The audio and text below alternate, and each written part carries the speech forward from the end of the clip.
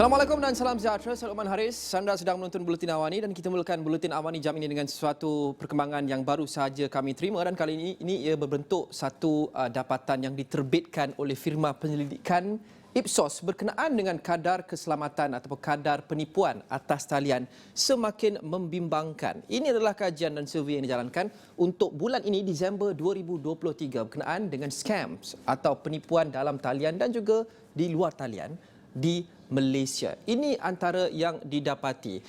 Mereka ditanya, iaitu responden ditanya sama ada mereka pernah atau tidak berdepan dengan pengalaman di mana mereka ditipu atau cuba ditipu secara atas talian, berdepan dengan scam, ever encountered scam. Majoritinya, 76% mengatakan mereka ada situasi di mana mereka pernah cuba ditipu atau mereka pernah terpedaya dengan insiden-insiden penipuan di atas talian. Ini dijalankan antara 29 hingga 30 November. Sementara hampir separuh yang mengatakan mereka ada pengalaman ini sepanjang 3 bulan yang lepas. 26% mengatakan mereka ada pengalaman yang sama sepanjang sebulan yang lepas, manakala 14% mengatakan mereka pernah berdepan dengan insiden penipuan atau cuba diperdaya secara atas talian sejak seminggu, dalam tempoh seminggu yang lepas. Ini sangat membimbangkan. Dan ini adalah platform yang paling selalu atau paling kerap digunakan untuk melaksanakan penipuan atas talian oleh golongan scammer. Seperti yang kita lihat di situ, majoritinya adalah dua sahaja, melalui perbualan telefon,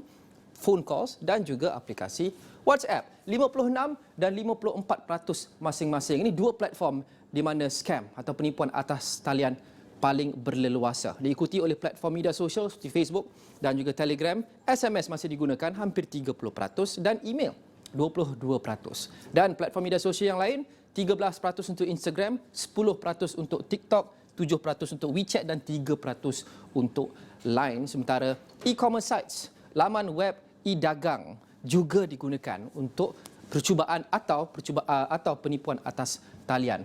Jadi, ini adalah jenis-jenis scam atau jenis-jenis penipuan yang didapati berlaku sepanjang bulan lepas di Malaysia. 40% adalah phone scam, iaitu penipuan menerusi perbualan telefon.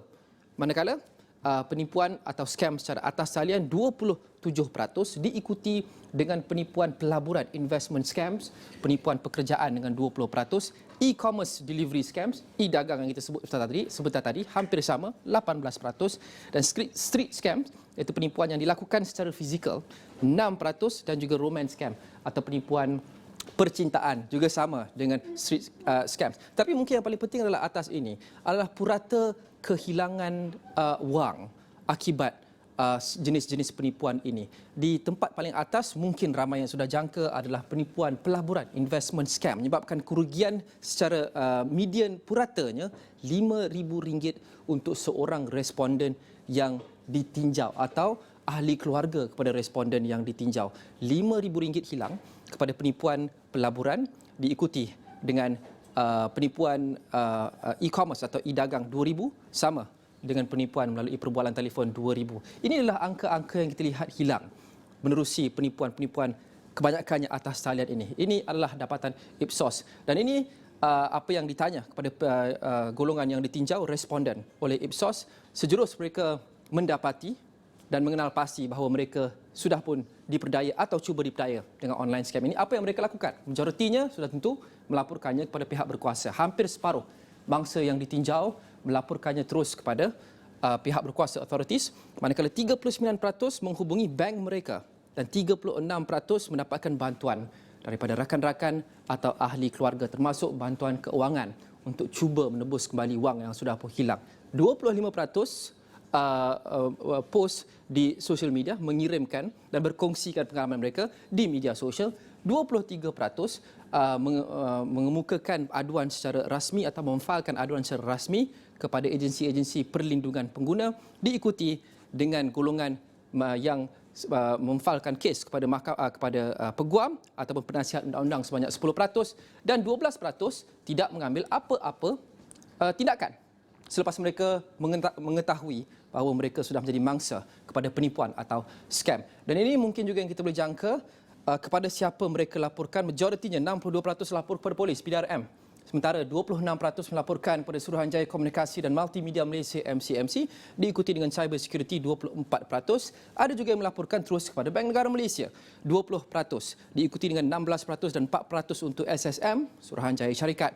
12% melaporkannya kepada Suruhanjaya Pencegahan Rasuah Malaysia, 12% kepada SPRM, 11% melaporkan kepada Suruhanjaya Security. Diandaikan ini adalah melibatkan penipuan kewangan atau investment scams, penipuan pelaburan yang kita kongsikan serta tadi. Ini adalah dapatan oleh Ipsos yang sangat membimbangkan. Sudah sekian lama kita berbincang berkenaan dengan insiden-insiden penipuan kewangan atau scam atas talian yang semakin berleluasa sejak kebelakangan ini, dan ini dianggap peningkatan yang melebihi jangkaan kalau kita ambil kira trend semasa.